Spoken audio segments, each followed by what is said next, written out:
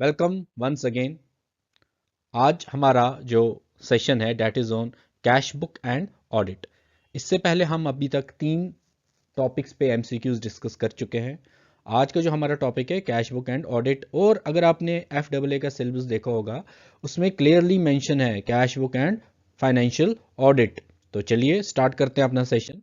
देखिए, session start करने से पहले अब नेक्स्ट टाइम से मैंने क्या सोचा है कि हम एक ओवरव्यू लिया करेंगे चैप्टर का, ताकि एक सबका आप मान लो एक रैपिड रिवीजन टाइप, एक रैपिड रिवीजन हम किया करेंगे, ताकि जब हम एमसीक्यू सॉल्व करें उसमें हमें थोड़ा सी हेल्प मिल जाए। देखिए, आज का जो हमारा टॉपिक है डेट इज कैश बुक। ठीक है, सबसे पहले आपको याद रखना cash book is a part of subsidiary book. और जो सब्सिडरी बुक है, मेरा क्वेश्चन है आपसे, क्या सिर्फ कैश बुक ही सब्सिडरी बुक का पार्ट है? जी नहीं, और भी हमारे पास सब्सिडरीज बुक हैं, जैसे आपकी purchase book, sales book, purchase return book and sales return. तो अब क्वेश्चन ये अराइज हुआ कि जब हम परचेज बुक अलग से बना रहे हैं, सेल्स बुक अलग से बना रहे हैं, तो कैश बुक क्यों? क्योंकि बिजनेस क्या ही करेगा, परचेज और सेल्स ही करेगा ना बिजनेस में। ठीक है, लेकिन परचेज बुक और सेल्स बुक के केस में याद रखना हम सिर्फ रिकॉर्ड करते हैं credit transactions, only credit transactions. Cash book में हम कैश ट्रांजैक्शंस से डील करते हैं। ठीक है, या तो रिसीट होगी या पेमेंट होगी।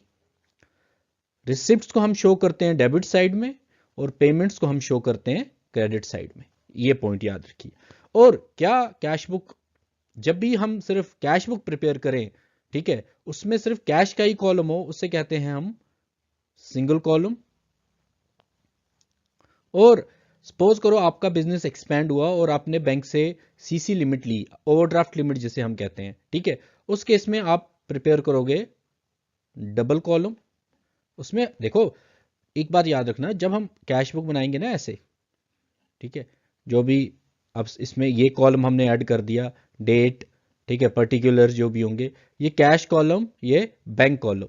तो सिंगल में आपका बैंक कॉलम नहीं होता, डबल में आपका बैंक कॉलम होता है। तो इसी अगर हम ट्रिपल कॉलम में कर दें, या आपका डिस्काउंट भी आ जाएगा। तो ये एक साइड है, डेबिट साइड। ठीक है, तो वैसे ही आपका क्रेडिट साइड में दोबारा से ये चीजें रिपीट होंगी। ठीक है, सो आई होप ये सब आपको क्लियर होगा। ठीक है, तो एक हमारे पास होता है ट्रिपल कॉलम, जिसमें डिस्काउंट का कॉलम हम ऐड कर देते हैं। अब डिस्काउंट में भी क्या, या तो आप रिसीव करोगे या तो अलाउ करोगे।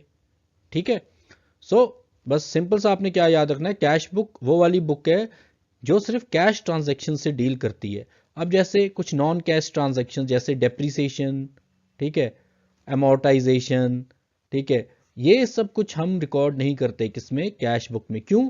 क्योंकि name itself says cash, so only those transactions which are measurable in terms of cash. अब एक क्वेश्चन अराइज होगा, क्या सर जो हमने परचेज की क्रेडिट पे, एक टाइम पे जाके ये भी तो कन्वर्ट होगी ना सेल्स में? अब देखो, आपको मैंने कहा ठीक है आप आज गुड्स ले जाओ, लेकिन मुझे 3 महीने के बाद पेमेंट करना। लेकिन आज जो आप गुड्स लेके गए मेरे से, वो मैं रिकॉर्ड करूंगा सेल्स बुक में, आप करोगे परचेज बुक में, और 3 महीने बाद जब आप पेमेंट करोगे, मेरे पास कैश आएगा, तब हम इसे कैश बुक में शो करेंगे। अदरवाइज ऐसे हम शो नहीं करते। ठीक है, और एक पॉइंट याद रखना हमेशा, जो भी आपकी कैश बुक होती है ना, उसका या तो डेबिट बैलेंस होगा या नील बैलेंस होगा। इसका कभी नेगेटिव बैलेंस नहीं हो सकता। ठीक है, क्योंकि आपके हाथ में अभी बैंक इन्वॉल्व नहीं है, आपके पास है ही 2,000 रुपये। आप कैसे बताओगे मेरा खर्चा 2500 हुआ? इसका मतलब आपने 500 रुपये उधार लिया होगा ना, तो वो चीज नहीं।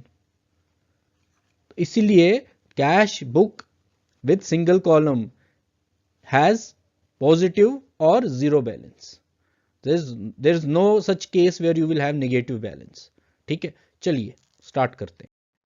अब question number 1, which of the following cash books is similar to a cash account? अब देखो, कैश अकाउंट, ठीक है, अब ये आपसे पूछ रहा है कि कैश अकाउंट कहां बनाते हैं हम? देखो, जर्नल, लेजर, लेजर से क्या बनता है आपका कैश अकाउंट। ठीक है, और जब हम कैश अकाउंट बनाते हैं ना, तब ज़रूरी हमें नहीं है कि हम कैश बुक भी बनाएं। दोनों में से एक चीज़ अगर आप बना रहे हो, या कैश बुक बना रहे हो या कैश अकाउंट बना रहे हो, सो ये दोनों एक दूसरे को कंप्लीमेंट करते हैं, ठीक है। सो इस केस में हमेशा याद रखना, अगर तो आप कैश अकाउंट बना रहे हो आपको कैश बुक बनाने की ज़रूरत नहीं, अगर आप कैश बुक बना रहे हो तो आपको कैश अकाउंट बनाने की ज़रूरत नहीं। अब ये कह रहा है कि इनमें से कैश अकाउंट से सिमिलर कौन है। सिमिलर मतलब कि देखो, जैसे आपको पता होगा लेजर का फॉर्मेट ऐसे होता है ना, डेट, पर्टिकुलर्स, अमाउंट, ये आपका डेबिट साइड, और ये आपका डेट, पर्टिकुलर्स और अमाउंट, ये आपका, ठीक है। अब कह रहा है कि ये आपका लेजर इस तरह से होता है ना। अगर आप देखोगे आपका जो सिंगल कॉलम कैश बुक है वो भी सेम इसी तरह से होता है इन टर्म्स ऑफ फॉर्मेट। तो आपका cash account is equal to, अब कैश अकाउंट किसका है, लेजर का, is equal to single column cash book. अब डबल कॉलम में क्या ऐड हो जाता है, बैंक। ट्रिपल कॉलम में बैंक भी होता है और आपका डिस्काउंट भी होता है। और पेटी कैश बुक होता है जो आपका मिसलीनियस स्मॉल एक्सपेंसेस, छोटे मोटे, जैसे आपने चाय पी ली, कुछ स्मॉल एक्सपेंसेस, ठीक है, उसके लिए हम बनाते हैं पेटी कैश बुक। और डबल कॉलम, ट्रिपल कॉलम, तो right answer is single column. The credit side of a cash book. अब यह आपसे पूछ रहा है कि जो क्रेडिट साइड है ना कैश बुक का, एक डेबिट साइड है और एक क्रेडिट साइड है, वो क्या बताता है, ठीक है। लॉस बताता है, रिसीट बताता है, प्रॉफिट नहीं बताता। देखो, या तो रिसीट बताता है या तो पेमेंट बताता है, लेकिन आपका डेबिट साइड क्या बताता है, आपका, सॉरी, डेबिट साइड आपका रिसीट्स बताता है और क्रेडिट साइड आपका क्या बताता है, payments. So the right answer is option D. देखो ये तो है ही नहीं ना हमारे ऑप्शन में, ये आप लड़ाई लड़नी है बी और डी के बीच में लड़ाई करो, ठीक है। पहले ऑप्शंस को एलिमिनेट करना सीखो, ये आपके काम का नहीं है, ये भी नहीं है। लड़ाई है बी और डी की, इन दोनों में से देखो अगर आपको आइडिया है तो किसकी जीत होती है। Once you add a bank column to both sides of a single cash book it becomes क्या, पेटी कैश बुक बनता है, नहीं बनता। ट्रिपल कॉलम डिस्काउंट अगर ऐड करोगे तब बनता है, नन ऑफ दी अब तो है ही नहीं। Right answer is double column cash book, it has bank column. चलिए, इन अ 3 column cash book the dash column is not balanced. ये बहुत इंपॉर्टेंट क्वेश्चन है। बैलेंसिंग देखो क्या होता है, बैलेंसिंग का क्या मतलब है। बैलेंसिंग में हम क्या कंपेयर करते हैं ना, डेबिट साइड और क्रेडिट साइड को। आप लेजर में क्या करते हो, जर्नल से आप लेजर बनाते हो, लेजर से आप पोस्टिंग करते हो, पोस्टिंग के बाद आप क्या करते हो, बैलेंसिंग। आपका क्या इंटरेस्ट है देखने में, डेबिट साइड बड़ा है कि क्रेडिट साइड बड़ा है, ठीक है। उसी हिसाब से फिर बैलेंस आपका ड्राइव होगा ना, या तो डेबिट बैलेंस होगा या तो क्रेडिट बैलेंस होगा। अब ये आपसे पूछ रहा है कि 3 कॉलम कैश बुक में हम किस कॉलम को बैलेंस नहीं करते। कैश कॉलम को तो करते हैं ना, बैंक कॉलम को भी करते हैं, ठीक है। अब देखो, अगर आपकी रिसीट्स पेमेंट से ज्यादा है तो आपका डेबिट बैलेंस हो गया, बट या तो आपकी रिसीट्स बराबर होंगी पेमेंट्स के तो जीरो बैलेंस। कभी भी सिंगल कॉलम कैश बुक में आपकी रिसीट्स कम नहीं हो सकती पेमेंट से, सिंगल, देखो कीवर्ड याद रखना सिंगल में, ठीक है। लेकिन जब आपका बैंक कॉलम आ गया उसमें आपको ओवरड्राफ्ट फैसिलिटी अलाउड है, तो उसमें हो सकता है, अगर वो साइड बढ़ा है तो ठीक है। लेकिन हम तो दोनों को बैलेंस करते हैं ना, दोनों को कंपेयर करते हैं, देखते हैं कंपेयर करके, डेबिट बैलेंस है, क्रेडिट बैलेंस है, ठीक है। सो डिस्काउंट कॉलम को हम कभी भी बैलेंस नहीं करते। अब मुझे बताओ, आप डिस्काउंट का थ्रेडो देखोगे, यार क्या मैंने डिस्काउंट ज्यादा दी या ज्यादा ली, ये चीजें तो आप इसको आप बैलेंस नहीं करते कैश बुक में। So the right answer is option A. The transaction date does not effect a cash book. अब कौन सी ऐसी ट्रांजेक्शन है इनमें से जो कैश बुक पे इफेक्ट नहीं करती। देखो, ऐसे क्वेश्चंस देखो एग्जाम में आ सकते हैं कभी। तो एग्जाम में देखो क्या होता है, हमारे पे पहले ही हल्का फुल्का थोड़ा सा प्रेशर होता है, तो उस टाइम पे हम सही को भी गलत कर देते हैं, है ना। तो क्या इंपॉर्टेंट है, अब देखो आपके दिमाग में क्या क्वेश्चन आया, the transaction date does not effect a cash book. अब मैं आपसे पूछूं, मैं हटा दूं ये चारों ऑप्शंस, क्या कैश ट्रांजेक्शंस इफेक्ट करेंगी। देखो वो तो करेंगी ना, बिल्कुल करेंगी। और अगर आपको किसी ने चेक दिया और आप बना रहे हो डबल कॉलम कैश बुक, क्या वो इफेक्ट करेंगी, बिल्कुल करेंगी। ठीक है। तो अब फर्स्ट ऑफ ऑल अगर जितनी भी ट्रांजैक्शंस कैश पेमेंट में डील करेंगी भाई वो तो इफेक्ट डालेंगी। आपको क्या करना है, जो आपके ऑप्शंस होंगे ना उनमें से आपने देखना है कि नॉन कैश ट्रांजैक्शन कौन सी है या क्रेडिट ट्रांजैक्शन कौन सी है, नॉन कैश एंड क्रेडिट। अब चलो ऑप्शंस देखते हैं। Cheque received from mister B, ये तो आएगी। ऑप्शन सी मोबाइल चार्जेस, ये भी आएंगे। कैश पेड इतना बड़ा आपको हिंट है तो ये कैसे आप इग्नोर करोगे। Right answer is option B because depreciation is not recorded. I hope it's clear. Overdraft as per cash book means, अब देखो overdraft as per cash book आपका receipt side, payment side, cash column, bank column, cash column, bank column. Cash column अगर आप single बना रहे हो उसमें तो ओवरड्राफ्ट की बात ही नहीं होगी, या होगी बैंक कॉलम में ही बात होगी ना ओवरड्राफ्ट की। तो वो आपसे पूछ रहा है कि अगर हमारा ओवरड्राफ्ट आया कैश बुक पे, ठीक है, तो वो क्या होगा। अब इस कॉलम को तो इग्नोर कर दो, कैश कॉलम को, आप ध्यान दो बैंक कॉलम की तरफ, ठीक है। इसमें क्या होगा, या तो आपकी रिसीट्स ज्यादा होंगी पेमेंट से तो आपका ओवरड्राफ्ट नहीं होगा, ठीक है, या तो आपकी रिसीट्स कम होंगी पेमेंट से तो आपका क्या होगा, ओवरड्राफ्ट होगा। तो अगर आपकी रिसीट्स कम है पेमेंट से तो इसका मतलब आपकी पेमेंट ज्यादा है रिसीट से। जब आपकी पेमेंट रिसीट से ज्यादा है तो वो किस साइड में आएगा, क्रेडिट साइड में आएगा ना। तो the right answer is option B, credit balance in the bank column of the cash. देखो लड़ाई किस किस की है, बैंक कॉलम की, बैंक कॉलम के साथ। बैंक कॉलम जो रिसीट साइड पे है, बैंक कॉलम जो पेमेंट साइड में है, इन दोनों की लड़ाई है। कैश कॉलम जो है वो इस लड़ाई में आना ही नहीं चाहता क्योंकि ओवरड्राफ्ट जैसा है, और कैश जो है ना, कैश कॉलम, उसको ओवरड्राफ्ट से दुश्मनी है। सो प्यार किसका है, रिसीट बैंक कॉलम को और पेमेंट साइड बैंक कॉलम का, इन दोनों का आपस में लड़ाई चल रही है कि कौन जीतेगा। अगर तो रिसीट साइड जीत गया तो ठीक है, नॉर्मल बैलेंस, और अगर रिसीट साइड हार गया तो उसे कहते हैं हम overdraft balance. Right answer is option B. Which of the following transactions will not be included in the cash book. Cash receipt from Anil, अरे भाई कैश ट्रांजेक्शन तो आएगी, कैश सेल भी आएगी। अब परचेजेस वर्थ और क्रेडिट सेल्स वर्थ, तो यहाँ पे आपका ऑप्शन सी, क्योंकि मेंशन किया हुआ है क्रेडिट, ठीक है, ये नहीं आएगा। उसके बाद नेक्स्ट क्वेश्चन पे जाते हैं।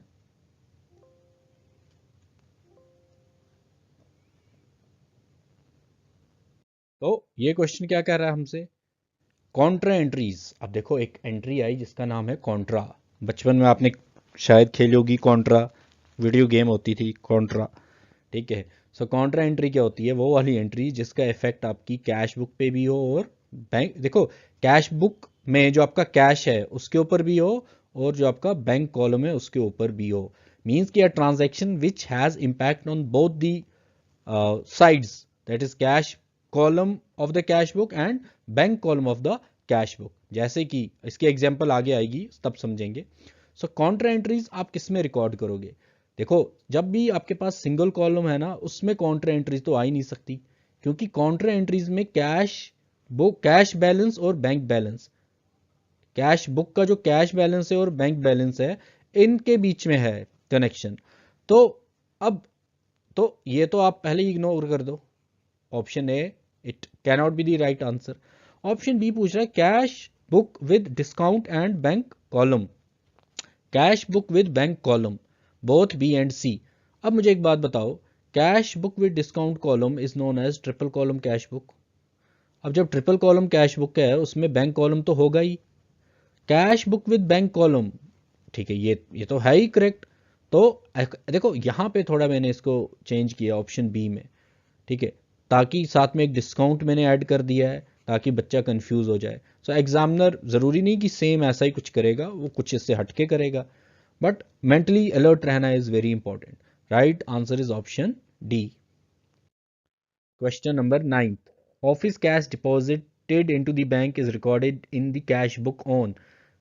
ऑफिस का कैश, अब देखो ऑफिस जो है ना, ऑफिस में कैश था, ऑफिस की जो आप एक मान के चलो ऑफिस के अकाउंट में से कैश क्या गया, है ना।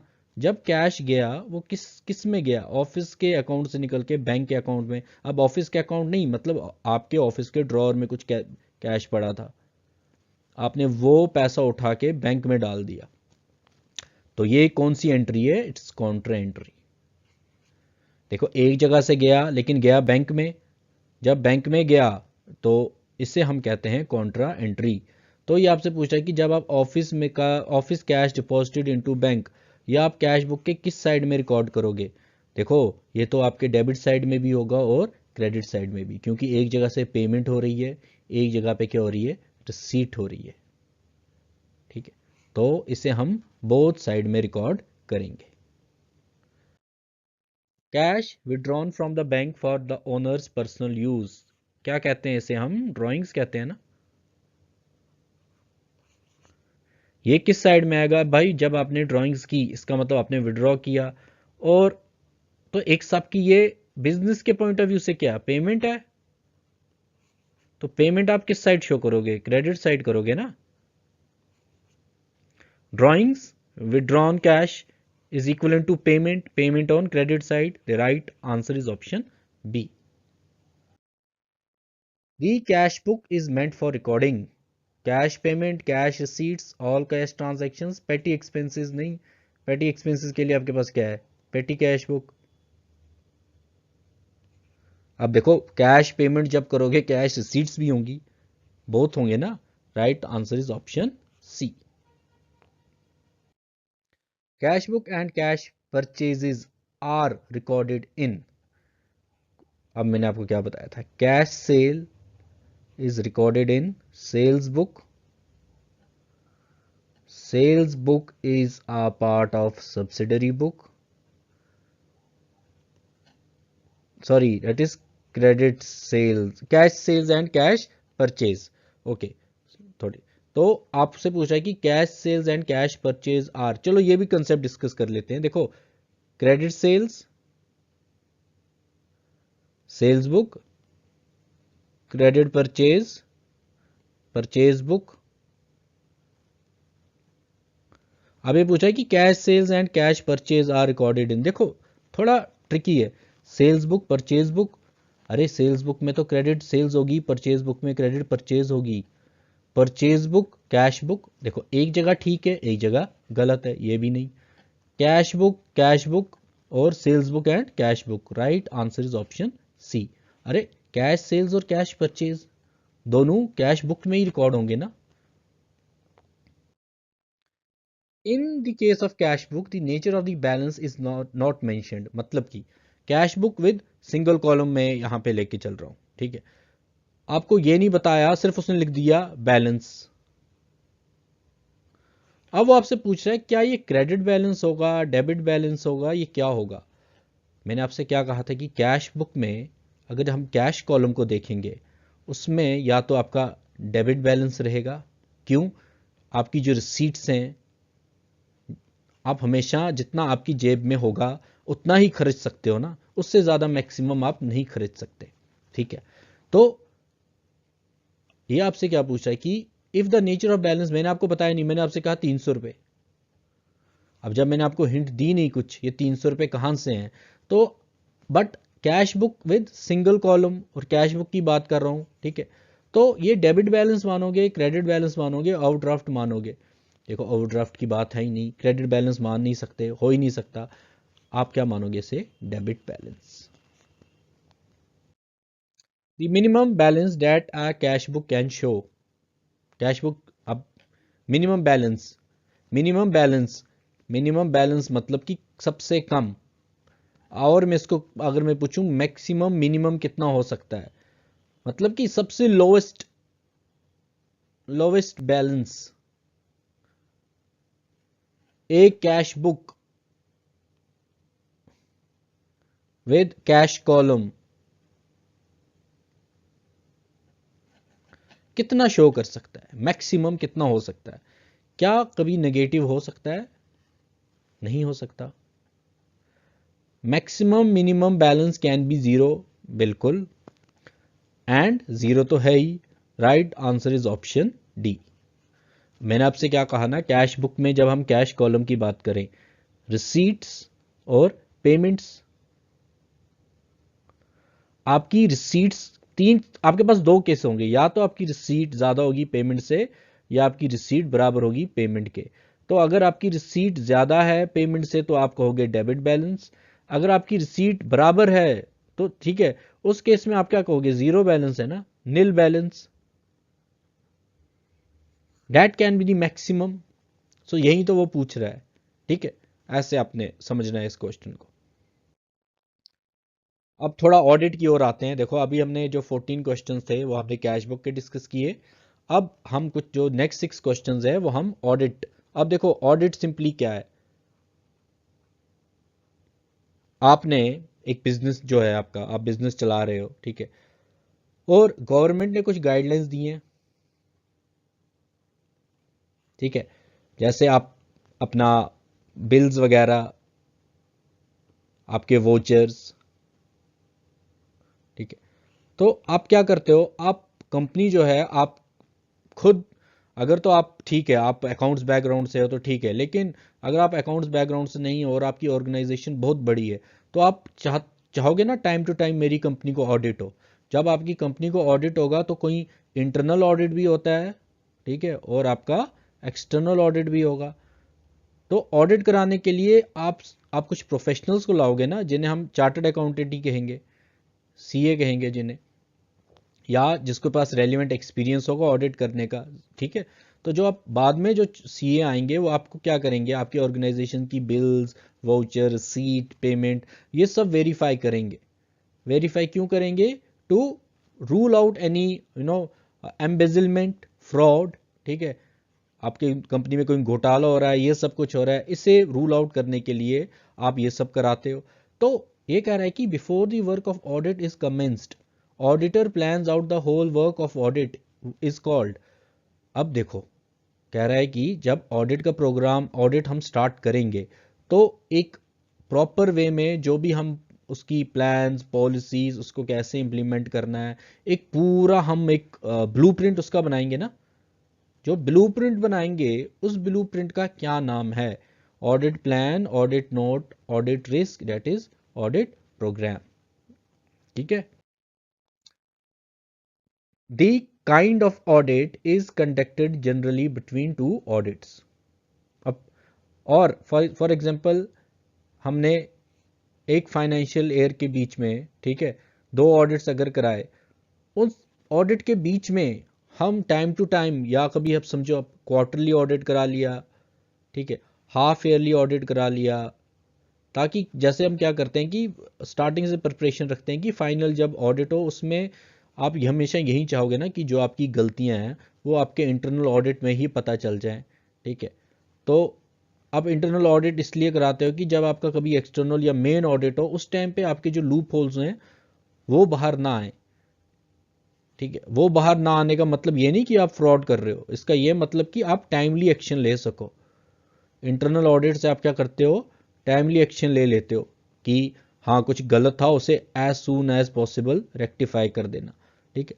तो ऐसा जब हम करते हैं कि दो ऑडिट्स के बीच में हम एक ऑडिट कंडक्ट करवाते हैं, ठीक है, उस ऑडिट को हम क्या कहते हैं, इंटरनल ऑडिट कहते हैं, फाइनल ऑडिट तो होगा नहीं, कॉन्टिन्यूस ऑडिट कहते हैं, ठीक है, या interim, interim audit is the right answer. तो याद रखना जो दो ऑडिट्स के बीच में हम एक ऑडिट कराते हैं उसे कहते हैं interim audit. The audit that is made compulsory under the statute is called। अब मतलब कंपलसरी है भाई, complete audit, continuous audit, partial audit, statutory audit. In which of the following audits the instructions are issued by the CAG, Comptroller Auditor General of India? Who is the current CAG of India? Please write down। ठीक है, आप comment में बता दीजिए हमें। तो किस case में वो इशू करेंगे कैग जो है। अब देखो कैग, इसमें इन्वॉल्वमेंट किसकी होगी, एक कॉन्स्टिट्यूशनल बॉडी है ना, your CAG is a constitutional body. ये क्या करता है, स्टेट्स का भी ऑडिट करते हैं, ठीक है, टाइम टू टाइम गवर्नमेंट की जो पॉलिसीज हैं उनमें जो पैसा जाता है बाद में उसका रिव्यू भी करते हैं, ठीक है, ठीक। तो ये आपसे पूछ रहा है कि किन ऑर्गेनाइजेशंस के लिए इशू करेगा कैग गाइडलाइंस। ठीक है, अब फाइनल ऑडिट के लिए अब मुझे एक बात बताओ, एक प्राइवेट कंपनी है जो, उन्हें क्या मतलब कैग की गाइडलाइन से? चलो कुछ हद तक कुछ फॉलो करते होंगे कि ऐसा कुछ उनका जो एक इंस्ट्रक्शंस हैं, बट स्ट्रिक्टली अगर वो इंस्ट्रक्शंस मैंने पास करनी है कैग द्वारा, और वो किसके लिए मैंडेटरी हैं, किस ऑर्गेनाइजेशन के लिए, डेट इज गवर्नमेंट ऑडिट। ठीक है, जब गवर्नमेंट कंपनीज को ऑडिट होगा या गवर्नमेंट ऑडिट कराएगी, तो उस केस में हम इंस्ट्रक्शंस कहां से लेंगे? कैग से। The auditor of a government company is appointed by central government. Auditing begins where?